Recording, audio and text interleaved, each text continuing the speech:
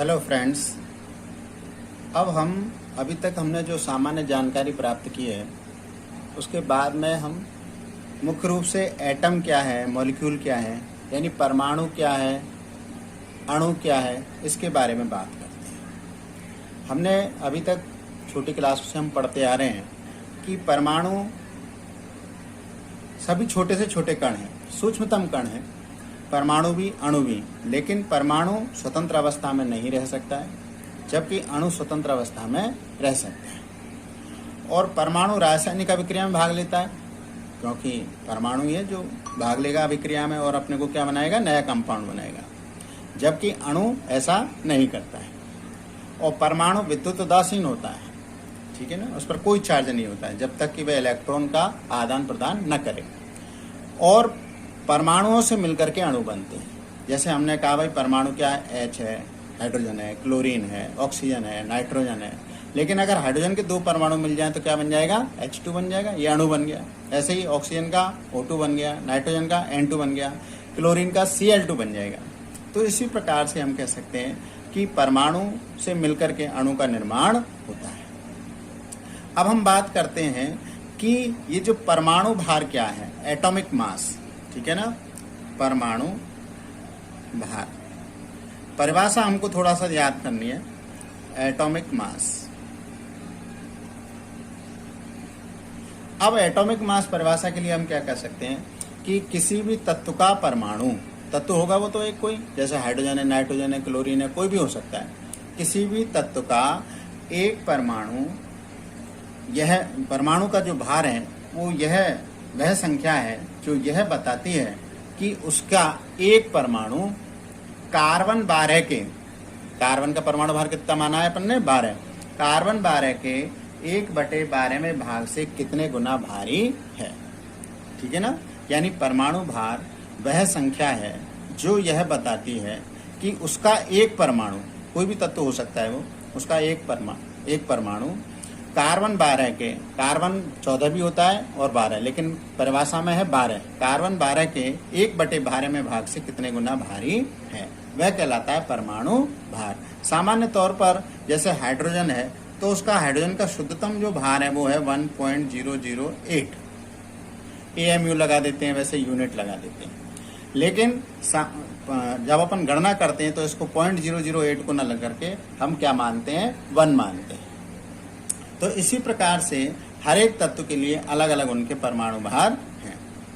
फिर दूसरी बात आती है, परमाणु से मिलकर के क्या बन रहा है, अणु बन रहा है, मॉलिक्यूल बन रहा है। इसलिए हम क्या कहेंगे, अणु भार, यानी मॉलिक्यूलर मास, या इसको आणविक द्रव्यमान भी कहते हैं। अब अणु भार की भी परिभाषा वही हो जाएगी, क्या, केवल परमाणु के स्थान पर अणु शब्द का प्रयोग होगा। तो किसी भी अणु का, ठीक है, वहां तक किसी परमाणु का, अब यहाँ पर किसी भी अणु का अणुभार वह संख्या है जो यह बताती है कि उसका एक अणु कार्बन 12 के 1/12 में भाग से कितने गुना भारी है। दोनों की परिभाषा सेम है, ठीक है ना। अब सामान्य तौर पर हम किसी भी यौगिक का हम अणुभार निकाल सकते हैं, आणविक द्रव्यमान या मॉलिक्यूलर मास निकाल सकते हैं। जैसे हमने उदाहरण लिया एक CH4 है, इसको अपन क्या बोलते हैं, मैथेन। अब C का कितना है परमाणु भार, 12। तो किसी का भी हमें आणविक द्रव्यमान निकालना है, मॉलिक्यूलर मास निकालना है, तो उसमें उपस्थित जितने भी एटम हैं उनके सबके भारों को जोड़ देते हैं तो हमको अणुभार मिल जाता है। जैसे कार्बन का कितना एक परमाणु है तो उसका भार कितना हो गया, 12।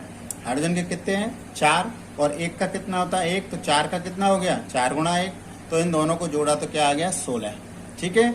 अगर अपन इसकी कोई यूनिट नहीं है, अगर ग्राम अणुभार लगाएंगे तो ये ग्राम लगा देंगे, और वैसे इसका 16 कांस्टेंट इकाई है।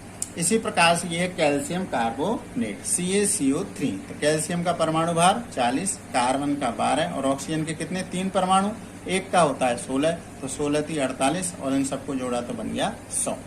इसी प्रकार इसका नाम है अमोनिया NH3, तो 14, नाइट्रोजन का 14 प्लस 3 हाइड्रोजन के, तो कितने बन गए, 17। तो इस प्रकार से हम किसी भी यौगिक का अणुभार पता लगा सकते हैं। तो इस प्रकार से हम परमाणु भार, अणुभार, इसकी गणना कर सकते हैं। तो जो शुरू में हमने 3 दिन पढ़ाई की थी उसमें अपन ने इलेक्ट्रॉनिक विन्यास लिखे हैं, परमाणु क्रमांक, परमाणु भार, वो इसीलिए लिखे थे जिससे कि हमको आसानी से ये सारी बातें ध्यान में आ जाए। ठीक है ना। उनका उपयोग तो हम अगले पाठ में करेंगे, लेकिन अभी हमने इसलिए इनका उपयोग किया है। इसके बाद में फिर हमारी अगली बात है मोल अवधारणा, यानी मोल अवधारणा यानी मोल कॉन्सेप्ट। अब ये मोल कॉन्सेप्ट क्या है? अब मोल कॉन्सेप्ट के लिए एक बस थोड़ा सा हमको ध्यान करना है। मोल अवधारणा, मोल बराबर भार बटे अणुभार।